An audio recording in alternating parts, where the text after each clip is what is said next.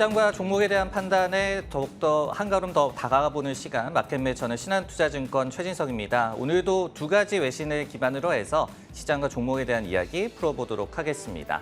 첫 번째 헤드라인 한번 확인해 보도록 하겠습니다. 미국이 반대했음에도 불구하고 오펙 플러스 주요 산유국들이 코로나19 팬데믹 이후에 최대 감산을 발표를 했죠. 이 부분 살펴보도록 하겠습니다. 이날 오펙 플러스가 11월부터 매일 200만 배럴씩의 생산을 감산하기로 결정을 했습니다. 그러면서 일단은 그 감산 폭이 좀 의외였다는 반응이 나오고 있는데요. 왜냐면은 지금 에너지 시장에서는 약 한 50만 배럴에서 200만 배럴 정도 이제 감산을 할 것으로 애초에 좀 예상을 했었습니다. 근데 이번에 200만 배럴의 감산이 나왔으니까 컨센서스의 상단에 부합하는 굉장히 좀 큰 폭의 감산이 나왔다라고 저희가 해석을 할 수가 있겠습니다. 그리고 이제 2020년 6월 이후에 최대 폭의 감산이기도 했고요. 주요 산유국의 이번에 또 생산 정책에 대한 전환이기도 한 결정이라고도 볼 수가 있는데요. 지난 2020년 초에 팬데믹 때문에 원유 수요가 급감을 했었죠. 그러면서 대규모 감산을 했었습니다. 당시에 감산폭이 약 한 1,000만 배럴 정도 됐었습니다. 하지만은 이후에는 이제 원유 수요도 좀 회복이 되고 경제도 좀 회복이 되면서 꾸준하게 주요 산유국들이 산유량을 늘려왔는데요. 하지만은 지금 국제 유가가 6월 초에 뭐 한 120달러 정도 갔던 것이 지금은 80달러 정도로 급락하자 이를 돌리기 위해서 감산을 결정한 것으로 해석이 되고 있습니다.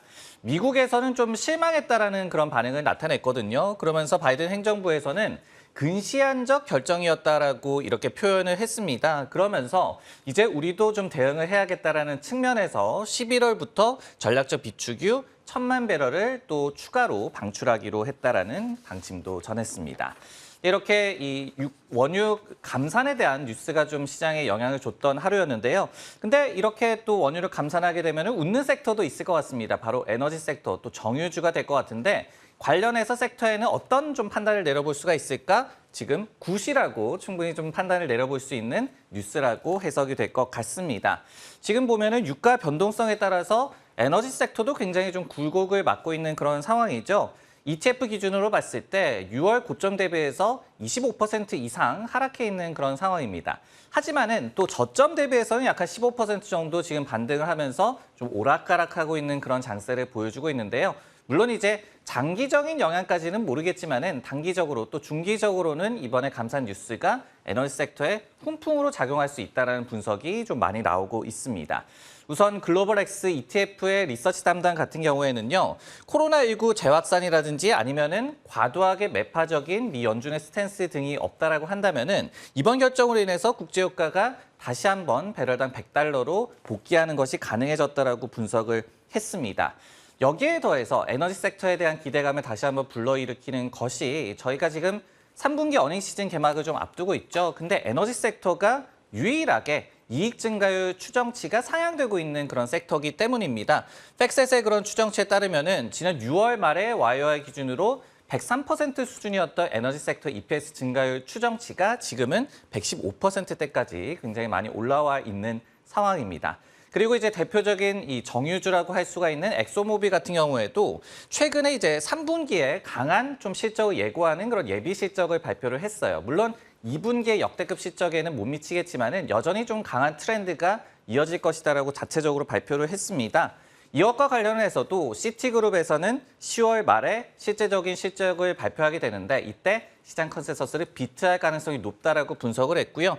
그리고 이제 뱅크 오브 아메리카 관련해서도 원유와 가스 생산 관련한 이익 같은 경우에는 2분기를 능가하는 역대급 실적이 나타날 것이다라고 얘기를 했습니다. 그러면서 또 3년 만에 처음으로 의미 있는 배당 확대가 있을 수 있다라고 얘기를 하면서 이번 소식과 관련해서 그리고 최근에 또 분위기와 종합을 해서도 에너지 섹터에 다시 한번 훈풍을 기다리는 기대감이 좀 나타나고 있는 상황입니다. 네, 다음 이번에는 종목 뉴스 한번 확인해 보도록 하겠습니다. 오늘 반도체 섹터에서 또 중요한 뉴스가 나왔는데요. 바로 3년간의 가시밭기를 예고하는 AMD에 대한 이익 추정치 하향 조정 소식이 나왔습니다. 이 부분 살펴보도록 하겠습니다. 물론 이제 장 막판에 좀 반등을 하기는 했지만요. AMD 같은 경우에는 이날 주가가 약 한 5% 정도 하락한 구간도 존재할 만큼 투자 심리가 그렇게 좋지는 않았습니다. 앞서 말씀을 드렸듯이 앞으로 3년간의 이익 추정치를 하향 조정한 기관이 등장했기 때문이었는데요.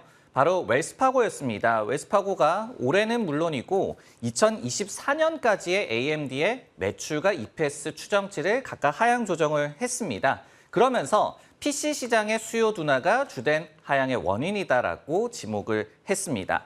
하지만은 더 큰 것이 이 수요 부진이 이제는 데이터 센터 부문까지 옮겨갈 수 있다라고 경고한 점이 되겠는데요.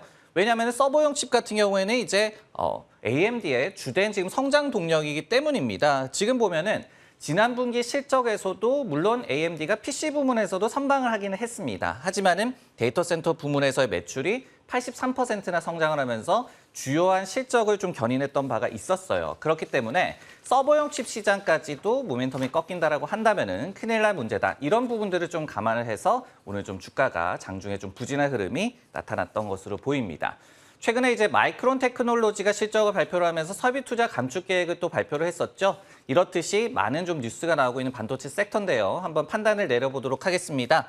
쏘 그렇게 좋지도 않고 또 나쁘지도 않은 그런 호재와 악재가 골고루 나오고 있는 시장이다라고 좀 판단을 내려볼 수가 있을 것 같습니다. 일단은 좀 좋은 쪽을 말씀을 드리자면요. 이번에 마이크론이 설비 투자를 30% 정도 감축하겠다. 그리고 웨이퍼 장비 투자도 50% 감축하겠다라고 발표를 했습니다. 지금 수요 쪽이 좀 불안불안한 상황에서 공급단에서 나온 좀 호재라고 저희가 해석할 수 있는 뉴스였죠.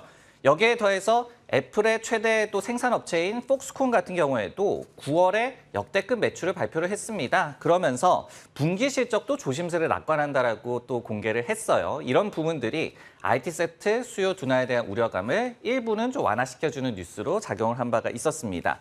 여기에 또 더해서 뱅크 오브 아메리카 같은 경우에 최근에 엔비디아와 AMD 그리고 브로드컴, 마벨 테크놀로지스 등에 대한 투자 의견을 매수로 그대로 유지를 했습니다. 그러면서 내년에 클라우드 관련한 지출이 7.5% 성장할 것으로 예상이 된다라고 얘기를 했습니다. 물론 이제 올해 대비해서는 좀 둔화한 성장률을 예상을 한 것이지만요. 단기 트렌드의 변동성이 있지만은 신제품 사이클도 이 같은 클라우드 관련 지출에 도움이 될 수 있을 것이다라고 분석을 했습니다.